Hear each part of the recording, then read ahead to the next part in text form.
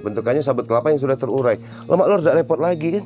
Nah, yang inilah ini nanti bakal jadi kira-kira gambarannya tali, karung goni, ya. Banyak pokoknya ini. Banyak, sangat banyak. Ini bahan baku utamanya. Bahan baku utama. Nah, dan yang ini sebutannya apa tadi Kang? Kokopit. Ya. Kira-kira gambarannya jadi apa Kang? Jadi pupuk. Jadi pupuk kompos gitu. Iya. Dia ini juga menjadi apa? Menjadi soil kalau ditambang, menjadi tanah suburnya. Oh Jadi iya. pengganti tanah subur yang ada di tambang itu dia gantinya dengan kokopit, dan juga untuk media tanam lainnya juga bisa. Kayak gitu. Cuman sebelum dia digunakan, di dalam kokopit ini ada kandungan yang Ditambahkan. harus dihilangkan. Oh, yang dihilangkan. Yang harus dihilangkan. Tapi ada kandungan yang dihilangkan, ada yang ditambahkan tidak? Tidak. Tidak ada yang dihilangkan. ditambah. Tetap ada kandungan. Nah, jadi di kokopit ini ada namanya zat tanin. Oh, itu Zat tanin. tidak baik untuk tumbuhan gitu. Tidak baik untuk tumbuhan. Dia tidak membunuh tanaman, Heeh. tapi dia memperlambat. Oh. Memperlambat pertumbuhan tanaman. Jadi kalau pemirsa jangan terlalu awam gitu ya. Iya. Kalau misalkan ini langsung dicampur tanah di tanah malah tidak baik ya. Malah tidak baik. Jadi dia kayak kita sekarang sini kan kebetulan ini udah banyak digeser kan. Ini kita sengaja kita hujankan. Hujankan jemur. Hujan panas itu nanti zat taninnya Hilang sendiri. hilang sendirinya. Oh. Tapi memang dia dibiarkan kayak ini apa diolah lagi untuk menghilangkan zat tersebut Kak? Dia dibiarkan. Oh, dibiarkan. Dihujankan, dipanaskan. Tapi Oh, ada lama enggak Kak? Berapa lama Kak biasanya Kak? Untuk menghilang udah cukup. 1 minggu Kita hujan panas. ditalak ke baik bahasanya. Kokopit ialah material yang berserat dan ringan yang nyatu ke serat sabut dalam sabut kelapa. Penggunaannya untuk hortikultura baru ditemukan pada awal 1990-an. Sejak itulah permintaan akan kokopit terus meningkat. Kokopit juga disebut koko coir atau koko fiber yang merupakan media tanam alternatif. Kokopit ini pacak digunakan untuk budidaya berbagai jenis tanaman, khususnya hidroponik. Bahan utama kokopit ialah sekam atau tempurung buah kelapa. Bahan tadi diolah atau dihaluskan sampai jadi butiran pecak serbuk kayu, yang mana pada produk akhirnya menjadi kokopit. Keunggulan dari kokopit ini dewek, salah sikonya ialah teksturnya pecak tanah.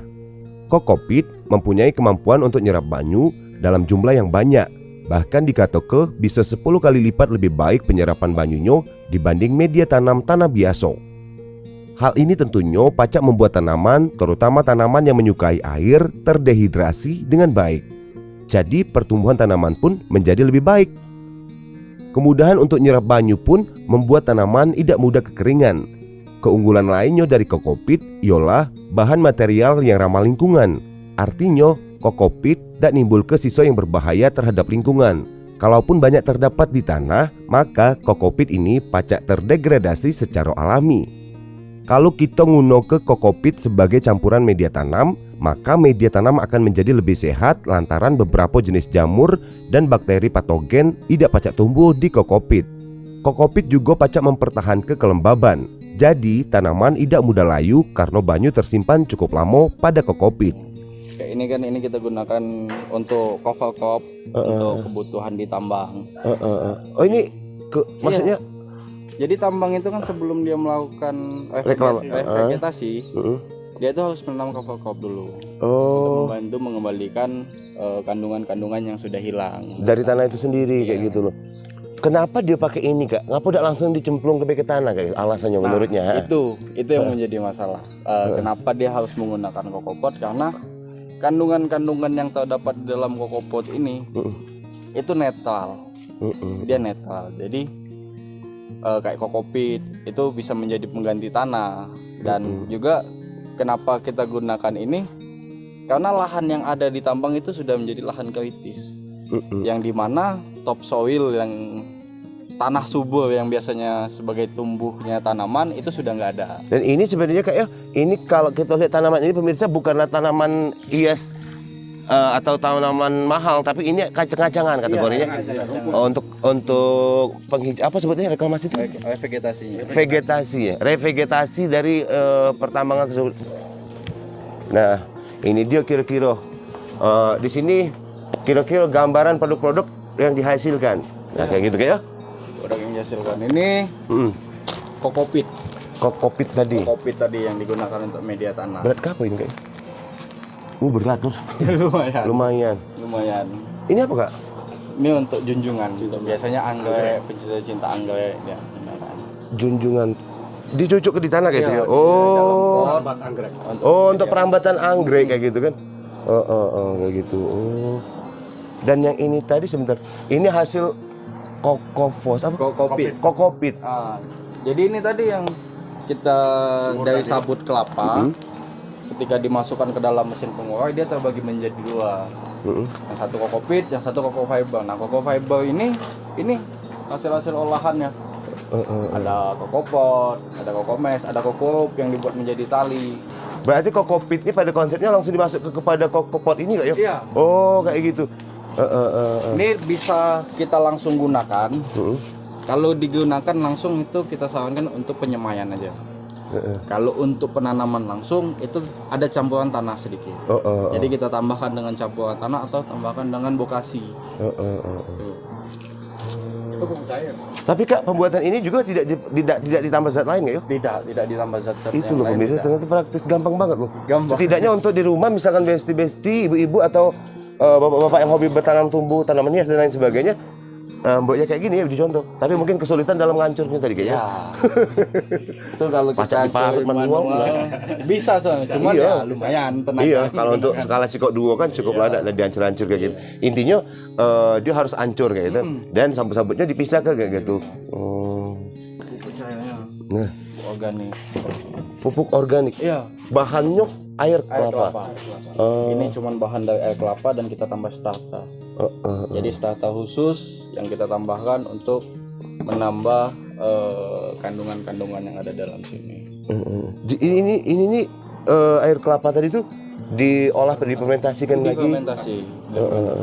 Menurutnya kalau sistem penggunaan ini kayak mana Kak? Kalau sistem penggunaan ini tuh 1:30. Bagaimana? Jadi 1 liter ini untuk 30 liter kayak gitu kan? Iya. Dia tadi disiramkan biaya. Iya disiramkan. Disiram boleh, disemprot ke daun boleh. Oh, kena daun enggak masalah Kena kayak daun gitu kan? tidak jadi masalah. Tapi dia bagusnya memang nyerap ke tanah kayak gitu kayaknya. Iya bagus menyerap ke tanah karena dia langsung masuk dalam tanah dan diserap akar langsung kan. Itu loh pemirsa, banyu kelapa lur. Jadi ini sudah disegel kayak apa sih? Sudah. Nyium baunya. Bawa mana nih? Kalau cium baunya. Apa agak nengat-nengat kayak gitu. Kayak gitu. Tadi kalau pemirsa aku penasaran loh. Kenapa ini kan kelapa ya? Sabut kelapa jelas-jelas dari alam gitu. Tapi di sini ada kawat. Kenapa sih Kak, harus ada kawatnya? Karena kawat ini ya kalau kita lihat ini kan kawat yang gampang tahu. Oh, yang gampang karat, gampang hancur lah kayak gitu. Gampang hancur. Ya, jadi ketika kita tanam langsung di lahan yang kritis, hancur pun dia nggak jadi masalah. Dan ini kan sistemnya sekali nih tanam sudah, jangan dipindah-pindah gitu. Kalau untuk di kebutuhan tambang. Jadi alasannya itu kawat ini mudah terurai kayak gitu. Udah tahu. Beda dengan plastik kayak Beda gitu. dengan plastik. Dan ini juga membantu. Kawat ini pun membantu karena kandungan zat besi yang ada di dalamnya kan. Oke, kayak gitu. Berarti ini juga menjadi unsur yang dibutuhkan kayak gitu kan, kandungan besi pada kawat itu sendiri kayak. Ada kawat itu khusus yang dibutuhkan tanah juga kan. Kalau yang kayak gini kayak ya. Nah, pemirsa, ini yang awam sekali Anda jumpai di rumah loh. Di rumah, di kapal. Bajak laut mana bajak laut tuh, Tang? Nenek moyangku seorang pelaut loh, Kak. Iya, itu kakek aku. Pernah nyengok ini enggak, Karin? Belum pernah. Di mana pun ya.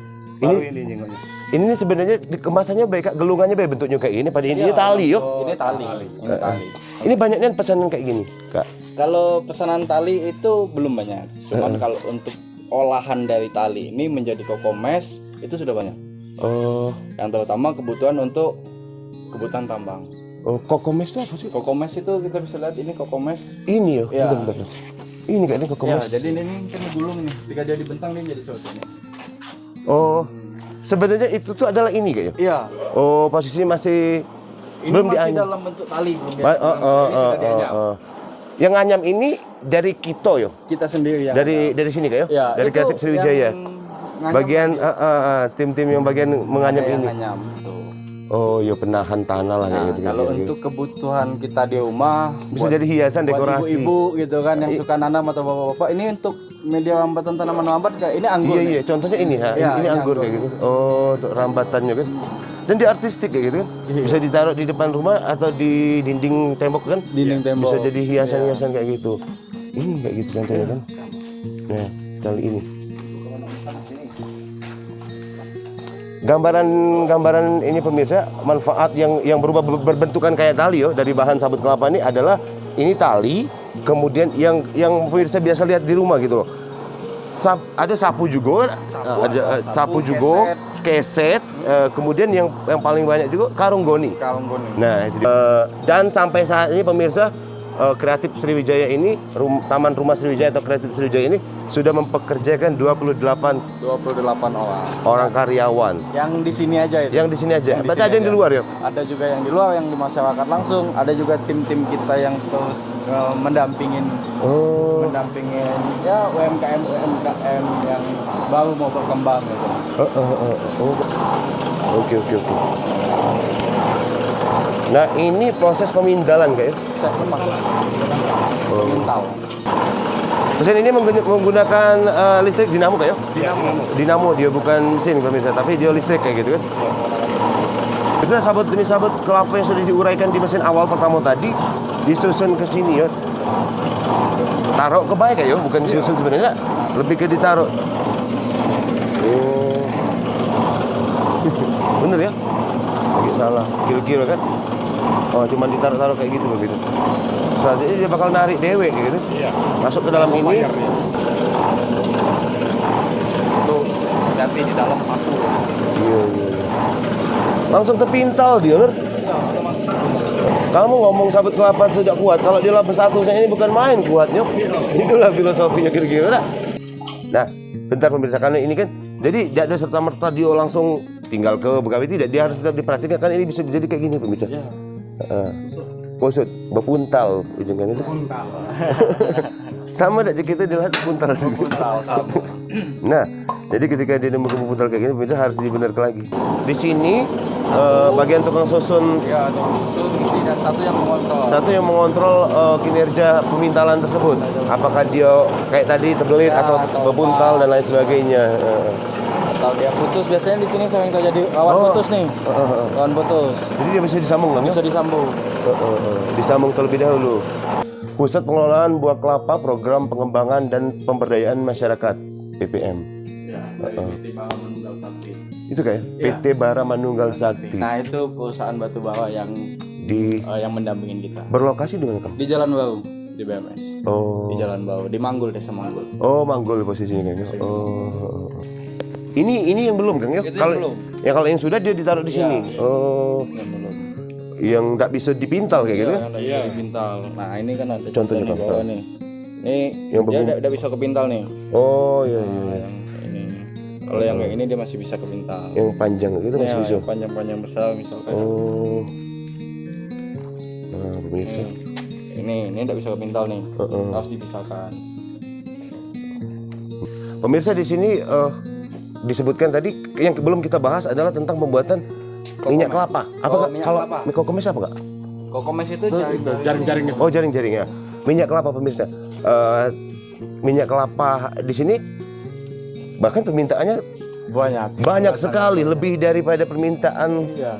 Kalau kita gambarkan pemirsa sebenarnya, tadi aku nanya sama Kakang nih, minyak kelapa itu kan harganya lebih mahal ya, dan kualitasnya lebih bagus dibanding kalau kita bandingkan dengan minyak kelapa sawit kayak gitu kan. Tapi Kakang menjual dengan harga yang cukup terjangkau, bahkan di bawah standar lah kayak gitu kan. Iya. Itu permintaan pasar khususnya konsumen di Kabupaten Kota Lahat lagi gitu kan. Sangat banyak. Jadi kita itu untuk minyak goreng kelapa itu memang kita jual dengan harga yang rendah atau dengan harga yang di bawah standar. Itu memang kita ngejual untuk menjadikan solusi buat masyarakat Kabupaten Lahat sendiri terutama. Dan ini bahan baku utamanya pemirsa, untuk kami jelaskan, kita tanya, ini katanya tadi dari kawasan Kabupaten Banyuasin, betul Kang? Iya, Banyuasin dan juga PT BMS sendiri. Ini sudah, ini jatahnya masuk yuk. Keluar. Kalau masuk pemirsa. Nah, oh iya. Berarti agak berdua apa DWN Kang? Berdua. Memang berdua kan? Di sini sama di situ udah. Ya. Bener lah kira-kira gambarnya kayak ini kan? Iya. Oh, cukup ini. Masuk, gitu. Masuk lagi, keluar lagi. Iya betul kayak gitu. Baru dimasukkan sini, baru lurus kan? Ya. Tidak, itu tali yang sebelah sana dimasukkan ke sini Kak. Ini ada tali. Oh iya. Yang ini tali buat penguncinya dimasukin dari yang minta di panjang 25 meter, ada yang minta di 50 meter panjangnya. Oh, tapi kembali lagi ini banyak rata-rata pesanan tambang ya? Iya pasti. Oh. Kebanyakan tambang. Dan yang untuk saat ini tambang, tapi tidak menutup kemungkinan juga untuk pesanan-pesanan proyek lainnya. Oke. Ini yang biasa dijumpai di rumah-rumah pemirsa. Ya, Ini namanya keset gitu. Tapi kita tidak memproduksi sini kan? tidak memproduksi. Sementara ini untuk tingkat kreativitas kayak gitu. Tapi nanti kalau memang kedepannya memang ada permintaan yang banyak lah kira-kira, pacak dikembangkan kayak gitu kan. Dan ini juga bisa jadi pas bunga dan lain sebagainya kira-kira, tergantung kreativitas. Kan kreatif Sriwijaya pemirsa, harus kreatif kayak gitu. Nah, rencana ke depan juga kan lagi mesin penggilingan kayak gitu. Mesin pengurai kita pesen satu lagi, mesin pemintal juga kita Tambah lagi. satu lagi. Ketika nanti mesin pemintal dan mesin pengurai sama mesin pemintal itu datang, artinya tenaga kerja bahkan lebih bertambah seperti itu. Pasti bertambah. Dan kita juga nggak cuman terfokus di kelapa ini. Kalau buat ada teman-teman yang di luar yang berminat mempunyai ide kreatif lainnya, misalnya dia pengen ngelola apa nih, dia punya ide kreatif apa yang mau bergabung dengan kita open. Ayo kita kerjain sama-sama gitu. Atau mereka pengen, oh mungkin aku pengen ada teman-teman di luar yang pengen ngolah buah atau ada ide kreatif yang lain yang dia nggak punya tim atau dia nggak punya wadah atau nggak punya tempat gitu. Kita bisa gabung dengan kita di sini, kita bantu siapkan apa yang mereka butuhkan. Gitu. Baik, berarti bisa menghubungi media sosial Kang ya kali ya? Oh boleh. Untuk media sosial kita utama kita itu ada Rumah Kreatif Sriwijaya. Rumah Kreatif Sriwijaya itu Iya. di Instagram kan? Instagram. Dan untuk di Kelapo ini sendiri kita ada official Kelapo. Official Kelapo. Semuanya di Instagram kan? Semua di Instagram. Nah itu pemirsa. Kakang tuh bilang ada madu. Apa sih Kang bahasa sini tadi? Madu kelanceng. Madu kelanceng itu bahasa Indonesia atau bahasa lain? Bahasa Indonesia. Bahasa Indonesia. Nah kalau bahasa dusun daerahnya kelulut. Manis kelulut kayak gitu kira-kira. Atau madu yang